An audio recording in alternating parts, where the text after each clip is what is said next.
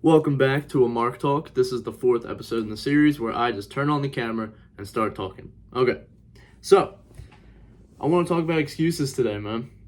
I have dealt with a lot of people in my life that have a lot of excuses. They got an excuse for everything, and I have made countless excuses in my life, I'll be honest.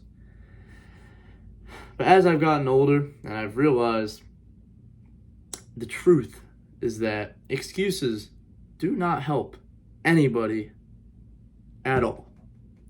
Now, that seems pretty obvious, but I want to really just come out and say that the excuses feel good in the moment because it stops you from feeling pain, right? If you make a mistake, oh no, it's not my fault that this happened, it's because of this. See, that can save you from that pain in the moment, but it doesn't stop the pain later. If you were supposed to do something and you made an excuse not to do it, that pain of you not doing the thing will come back to bite you later. So, yeah, maybe something affected you that hindered your ability to do something, but you're still going to feel the consequences of not doing the thing that you set out to do. And I believe that separates some of the successful people and the non-successful people, is that the successful people push through those little hindrances, and people that are not successful are okay with saying, you know what, I'm just going to say, nah, this is, not my fault. And I believe that if you take responsibility for everything in your life, you'll become a successful person.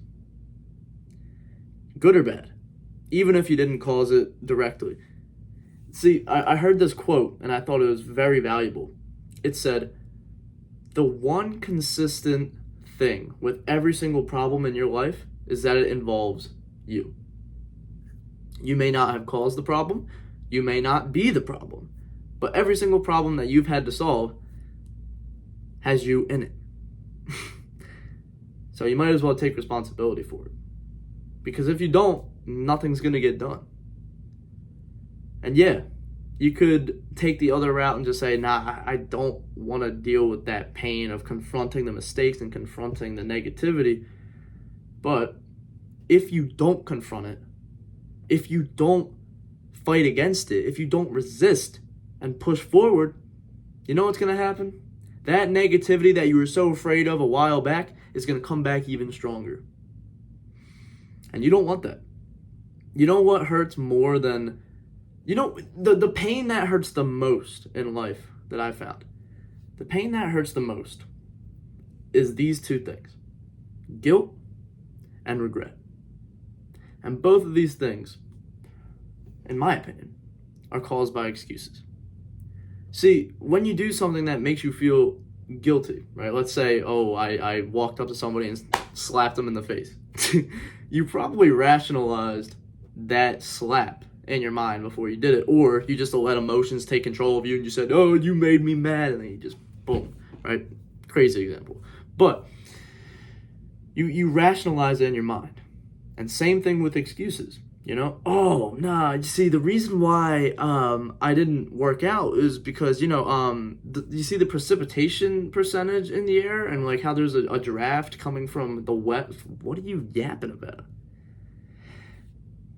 And that excuse will make your decision seem right. Like, yeah, you know what? No, I'm not going to work out because everything is not aligned. The stars aren't aligned today. So in that moment, you feel smart. Like, yeah, I mean, come on. Like, who works out when Jupiter is not in the right spot? Like, what? But over time, when you keep making those excuses over and over and over, that pain of not, for example, in this case, not working out is going to bite you. Instead of having the physique that you wanted, you might gain some weight, or you'll just end up being skinny. There's a lot to take into account with every decision that you make. And if you've ever read the book The Slight Edge by Jeff Olson, it's my favorite book of all time. He talks about little minor decisions that multiply, they compound, just like compound interest, as he described. It just, boom, it grows exponentially. And when you look at your life, like let's say somebody put a big piece of paper in front of you and they laid out everything that's happened in your life, a whole timeline. What is the one consistency through that? Everything in your life involved decisions. You either could have went with A or you could have went with B or C or D or E, right? You have countless options, but your life is shaped and shifted by the decisions that you make. And as we all know, you can change your life forever with just one single decision. For example, you could get drunk and start driving. That could change your life in an instant. You could do something on the opposite side of the spectrum. You could wake up early one morning and write down your goals and say to yourself, I will not allow myself to get off this pattern. And you start doing that every day for a little while. And then before you know it, you start becoming an early riser and, you get to work early, you get your work done, you become more productive, and then you get more efficient with your work. So that's even more volume put out with every hour of work that you do. And then you start surpassing everybody, and then people start calling you crazy and like you're obsessed. And then by that point, you're great. You are one of the greats. You are goated at what you do. And people will start saying to you, man, it's like it just happened overnight.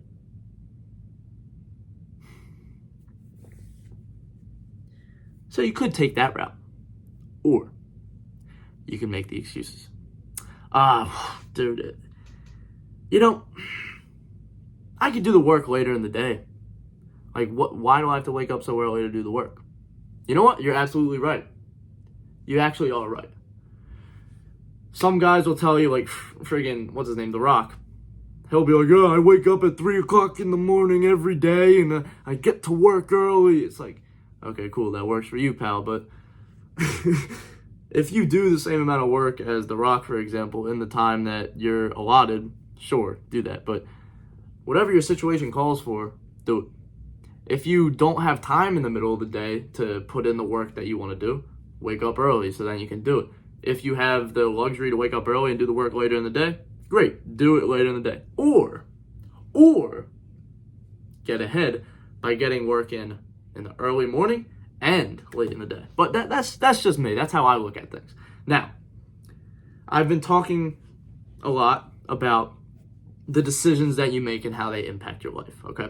So if we were to look at your life in kind of like a line graph, right? You know what I'm talking about? You have, like the X and Y axis, and then there's a line that can go up or down, like a stock, right? And if you think of your life in that sense, which direction is your life going in right now? And just be honest. Is your life going upwards or is it kind of going down? And you need to be honest with yourself because you live with you.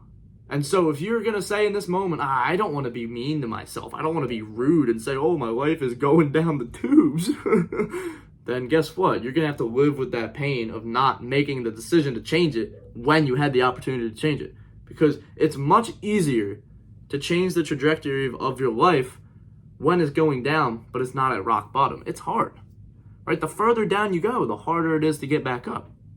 Now, of course, I'm a big believer in hitting rock bottom. There's no other way to go but up. But outside of that, I don't want to hit rock bottom, If I can stop the downward spiral early, I will.